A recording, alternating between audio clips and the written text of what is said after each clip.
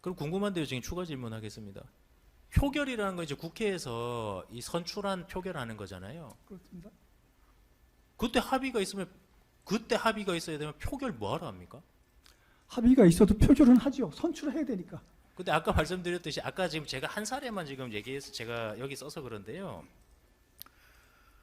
표결식을 저기 야당인 민주통합당이 조용한 헌법재판관 후보자님을 이제 선출안을 올렸는데 이제 표결로 부결됐습니다. 근데 지금 말씀대로면은 표결 시 합의가 있어야 되는 상황이고 실제로 그렇게 해왔다면은 뭐 압도적 절대 다수로 이제 기존의 헌법재판관님들이 선출이 돼야 될 텐데요. 저희가 지금 표결하는 기록인데 지금 제가 제시를 못 해드리겠는데 표가 들쭉날쭉합니다. 그 검사님, 그 어떤 한 사례, 그러니까 우리가 어떤 행위에 대해서 관례가 있었느냐라고 그런 걸 판단할 때 그 중에 전반적으로 어떻게 흘러왔느냐를 보고 이게 관례가 있었느냐 없었느냐를 우리가 생각하는 것이지 전반적인 흐름에서 벗어나 있는 한두 개가 있다고 그래서. 아니 한두 개가 아니라서 지금 드리는 근데 말씀인데요. 저는 제가 표결 시점에 합의가 있었다는 게 관행이면요. 그 표결 숫자가 나올 수 없거든요. 그러니까 지금. 예. 대체로 이 국회에서 헌법재판관을 선출할 때는 여당에서 추천하는 사람과 여당에서 한 명, 야당에서 한 명, 이렇게 누구를 몇 명을 추천할 건지도 되게 합의하잖아요.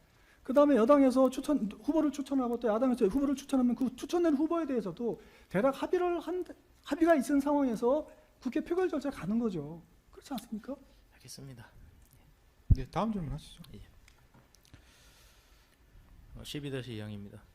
또한 증인은 해당 위원회에서 국회의원의 형사재판 결과를 확인하고 윤석열의 좀 제가 지금 어순을 좀 잘못 말씀드렸는데 다시 좀 말씀드릴게요. 이러면 이해가 어려우실 것 같아서 증인은 해당 위원회에서 국회의원의 이제 질문입니다. 형사재판 결과를 확인하고 윤석열의 탄핵재판 결과를 내는 것이 맞지 않느냐라는 취지의 이제 국회의원의 질문에 대해서 증인께서 충분히 그렇게 주장할 수 있는 논거가 있다라는 취지로 발언하신 거 기억나십니까? 네. 그리고 이게 지금 국회에서 발언하신 게 2025년 2월 4일인데요. 이미 헌법재판소는 24년 12월경 이제 탄핵 소추안이 가결되고 나서 바로 이제 그 언론에 사안의 중대성을 감안해서 윤석열에 대한 탄핵 심판 사건을 최우선으로 심리하겠다고 밝힌 사실 알고 있으시죠? 네. 그럼 요 추가 질문하겠습니다.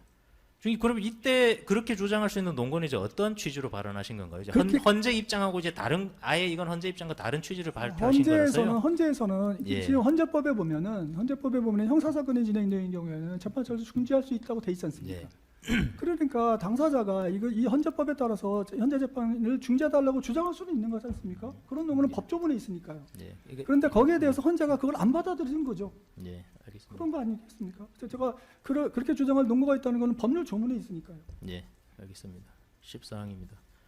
증인은 해당 위원회에서 한덕수 총리의 경우에는 굉장히 심각한 문제가 있는데 한덕수 총리를 탄핵할 때 의결 정족수 문제가 있지 않았습니까?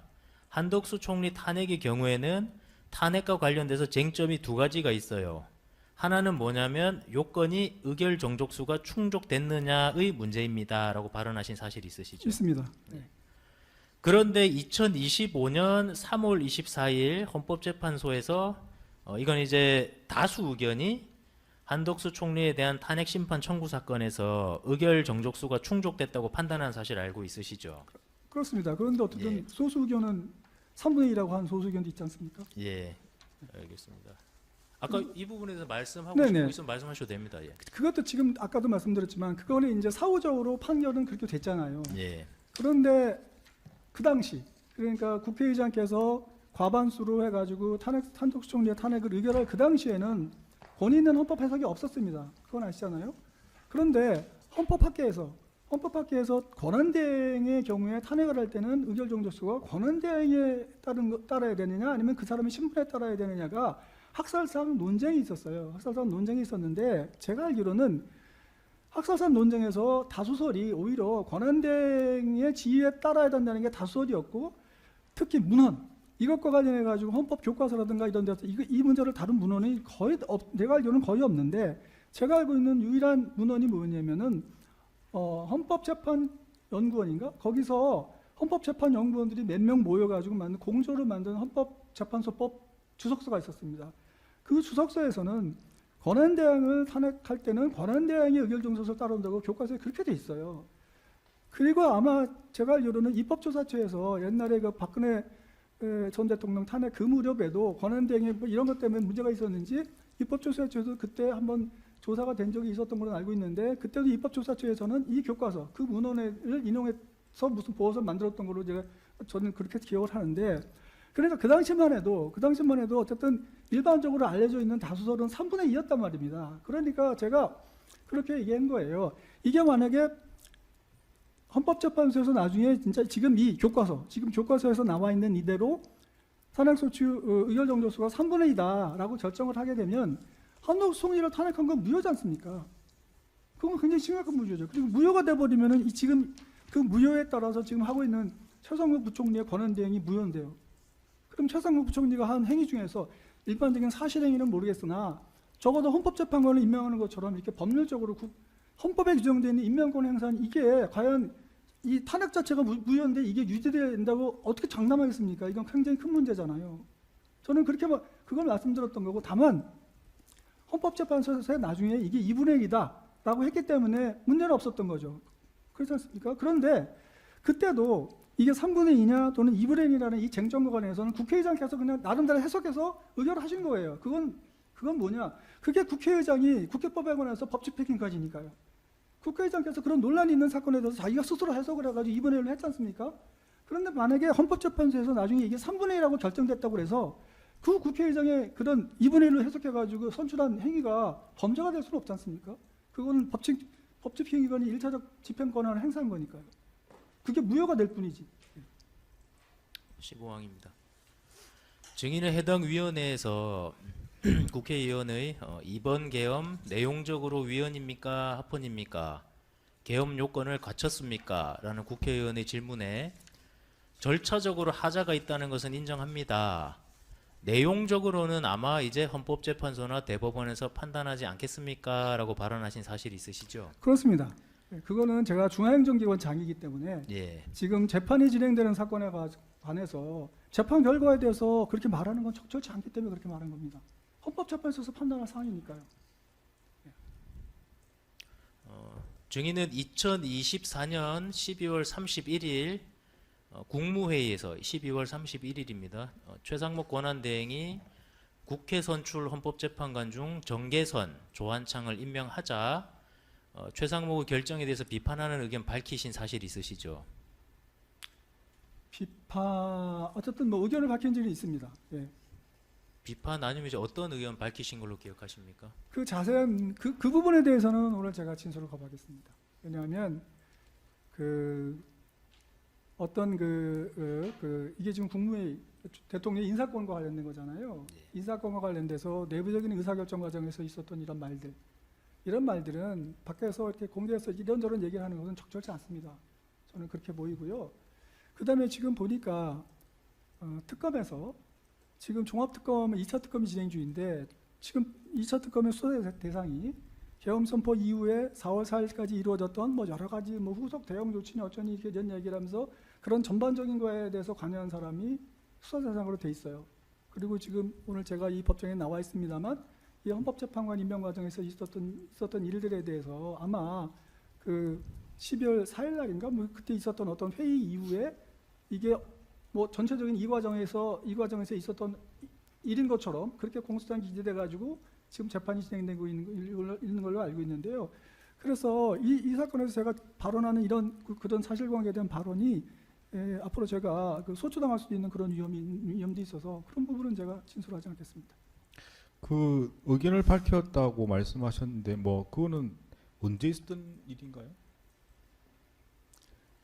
그날 국무회의에서 발표한 다음에 두 사람에 대해서 임명한다고 발표한 다음에 그 국무회의 끝나고 나서 있었던 일입니다.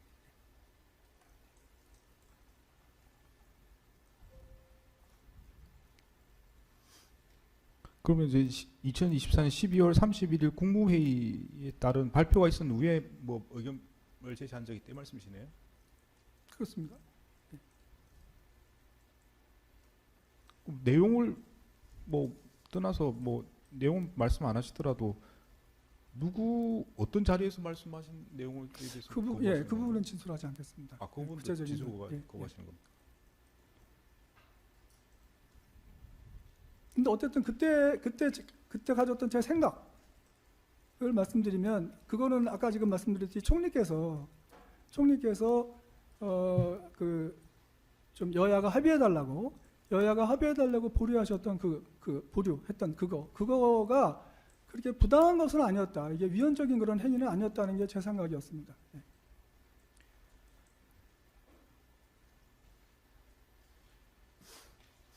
근데 뭐 일단 그 시점보다는 시간이 더 흘러가지고 아직 정인이 원하시는 건 합의라는 거는 이루어지지 않은 상태 아니었습니까? 여전히 정인은 같은 입장이었다는 말씀이신가요?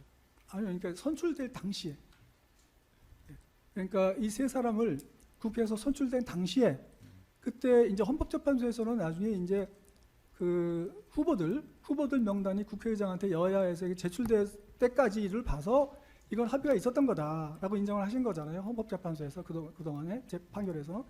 그런데 그 당시 어쨌든 후보자 추천서를 보낸 다음에도 그 다음에 실질적으로 만약에 합의가 됐다라고 하려면은 청문회 절차에서도 여야가 같이 참여해가지고 청문회도 같이 열고, 그 다음에 선출할 때도 같이 참여해서 뭐 그런 투표도 하고 이런 절차가 이루어져야 된다고 저는 생각했습니다.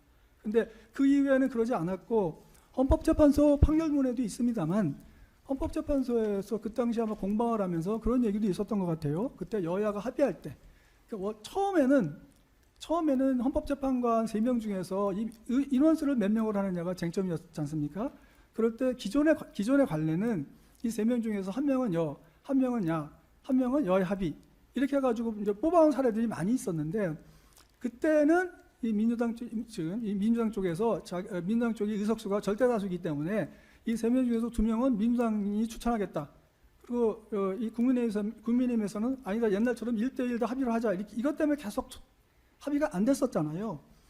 그런데 나중에 이제 2대2 2명을 더불어민주당에서 추천하는 거에 대해서 국민의힘 쪽에서 합의한 거로 보이는데, 그때 그 합의 내용이 그 헌법재판소 결정문에도 보면 아마 그때 합의할 때 적어도 헌법재판소장, 그러니까 2명을 양보하는 대신에 헌법재판소장은 야권에서 지금 국민의힘 쪽에서 추천하는 사람을 헌법재판소장으로 임명해 주기로 하는 전제 조건하에서 그런 합의가 됐었다는 거예요. 그런데 이 계엄 있었던 이후로 이제 그 대통령 탄핵되고 한 이후로 헌법재판소장에 관한 부분이 논의가 안 되고, 그 부분은 전혀 논의가 안 된 채로 절차가 흘러가니까 아마 국민의힘 쪽에서 그 이후에 이제 원내총무도 바뀌고 하는 과정에서 이거는 합의가 없었던 거, 이런 식으로 하면 합의가 없었던 거라고 반대했던 거로 보이고, 그래서 아마 그 이후에 참여하지 않았던 거라고 그 헌법재판소 결정문에도 있습니다. 그래서 그런 과정에서 과연 이것이 합의가 있었느냐, 실질적으로 다 완전히 합의가 된 거냐 아니냐, 그 부분에 대해서는 사실 인정해서 다툼이 있을 수 있습니다. 그렇지만 어쨌든 지금은 헌법재판소에서 이 정도면 합의가 있었던 거예요라고 판정했기 때문에, 그럼 그 판정대로 인정돼서 법률관계는 흘러갈 수밖에 없는 거지 않습니까? 그렇지만 그 이전 단계, 그 헌법재판소에서 결정이 있었던 이전 단계에서 이게 합의가 있었던 거예요, 없었던 거예요라는 그런 논의는 있을 수 있는 거지 않습니까? 예. 제가 말씀드린 그 내용에 대한 건 아니었고요.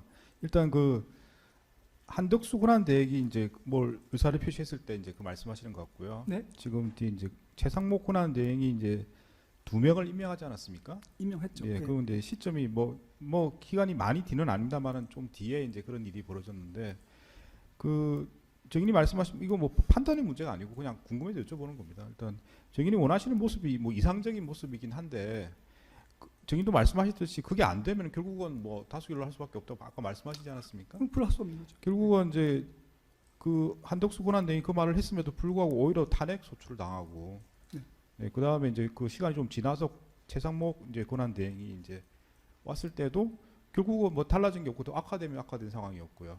그런 상황에서는 결국은 이제 저긴도 말씀하신 것처럼 합의한 가능성이 별로 없는 상태이기 때문에 결국 다수결로 할 수밖에 없는 그런 상황이 된 거 아닙니까? 그건 그 이후 지금 그 네, 재판장님께 네, 말씀하신 뒤에 대로 그건 일입니다. 한참 지나서 일이고 네. 제가 그때 그 말했던 건 12월 30일이라고 그러면 아마 우리 한 총리께서 탄핵된 게 아마 12월 27일인가 그 정도 될 겁니다. 그리고 나서 최성부 총리가 임명하겠다고 세 사람 중에서 2명을 임명하겠다고 한 게 아마 12월 며칠 그것도 며칠 후였거든요. 며칠 후였으니까 며칠 후에 두 분을 임명하셨잖아요. 그랬을 때 저는 그 시점에서도 한덕수 총리께서 좀 여야 합의해달라고 이렇게 말씀하신 한덕수 총리의 그 행위가 이거는 정말로 이렇게 비난받아야 될 행위는 아니었다고 생각하는 거죠. 그러니까 제가 최상목의 결정에 비판을 하셨다는 의견을 말씀하셨다길래 제 생각에는 이런 생각을 말했습니다. 한덕수 권한대행 행위에 대해서 말씀하시는 그렇습니다. 건가요? 예. 네, 다음 질문 하시죠.